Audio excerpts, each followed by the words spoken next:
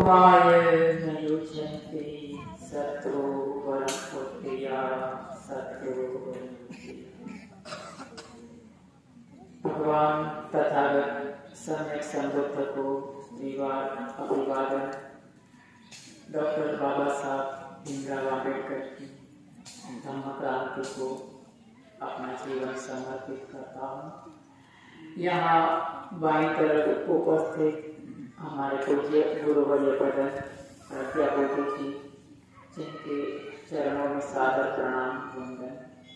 पास में उपस्थित गुरु भाई शांति रतन जी और इस गांव के सभी श्रद्धावान उपासक एवं उपासिका।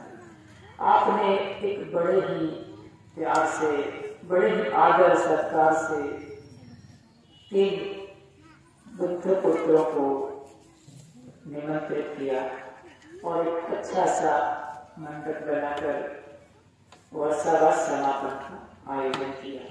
इसी के अनुसंधान में थोड़ी सी बात करेंगे। भगवान तथागत सम्यक संबुद्ध का धम्म हमें किसने दिया? हम किसके कारण हमें धम्म मिला?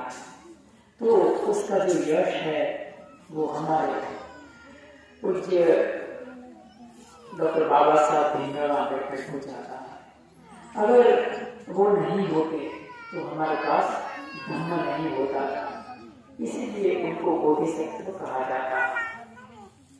तो वर्षावास के काल के दौरान हर जगह हम देखते हैं कि भगवान बुद्ध और उनका धम्म, जो कि बाबा साहब रचित ग्रंथ है, उनका पठन एवं अध्ययन किया जाता है और हम सब बड़े ही खुशी खुशी उसमें जुड़ते हैं, सुनते हैं, स्वीकारते हैं, पचाते हैं और अमल भी करते हैं।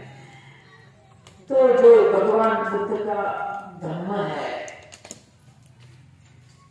उसमें छोटी सी 2 बातें मैं करूंगा।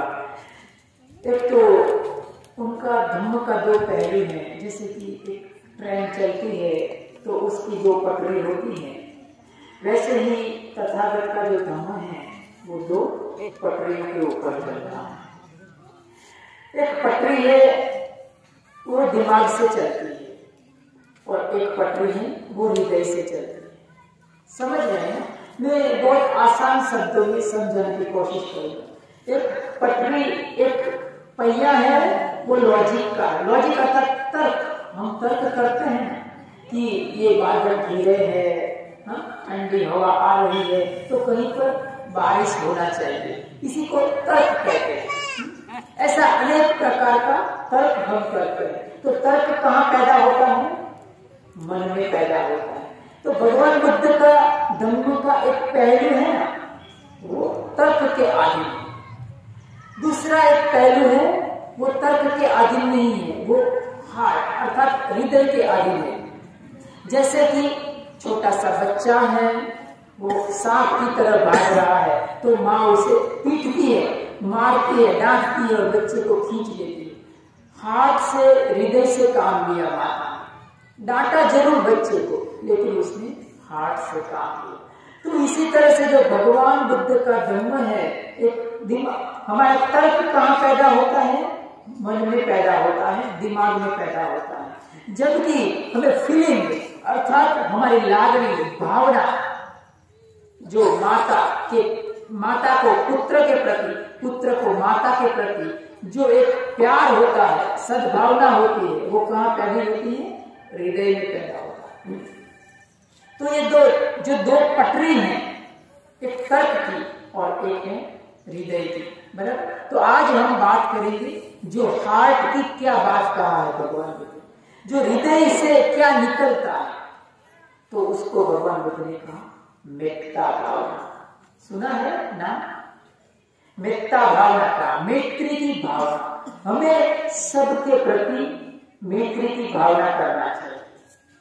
भगवान बुद्ध का जो पहली बात मैंने कहा, जो तर्क से निकलती है, जो बुद्धि से निकलती है, वो संकल्प का मार्ग है, वो वो डिटर्मिनेशन का मार्ग है, वो निर्णयात्मक शक्ति का मार्ग है। जैसे कि हमें ध्यान करना है, तो ध्यान करेंगे तो क्या होगा, पीड़ा होगी, इधर दुखावा होगा, इधर पीड़ा होगी, इधर पीड़ा, लेकिन बैठना पड़ेगा, संकल्प करके बैठना पड़ेगा। तो वहां क्या जरूरत पड़ी, हमारे मन की जरूरत पड़ी, मन की ताकत की जरूरत पड़ी। दूसरी तरफ मैत्री भावना के लिए संकल्प की जरूरत नहीं है, बस आराम से बैठे हैं, रात को सोने से पहले हम मैत्री की भावना कर सकते हैं। मैत्री की भावना कैसे करेंगे, लोगों के प्रति भली कामना रखना।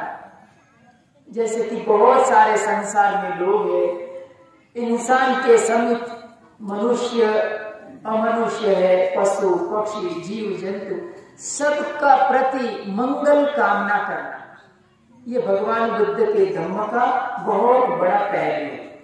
सबके प्रति अच्छी कामना करना कि सबका मंगल हो, सब सुखी हो, सबके जीवन में खुशहाली आए, सबका जीवन धन धान्य आरोग्य और प्यार सद्भावना से समृद्ध बने, इस तरह की कामना मन में करना, इसी को कहा मैत्री भावना। मैत्री की भावना, मेत्ता भावना।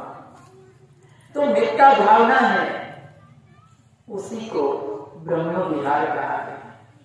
आज हम जिसे ब्रह्मा के रूप में जानते हैं ना, जिसको चार मुंह के, चार मुंह वाला ब्रह्मा, वो ब्रह्मा की बात नहीं है। दरअसल भगवान बुद्ध के शासन में, उनके धम्म में ब्रह्मा किसको कहा है? ब्रह्मा का अर्थ होता है जिसके चार गुण होते हैं। चार गुण कौन से गुण होते हैं?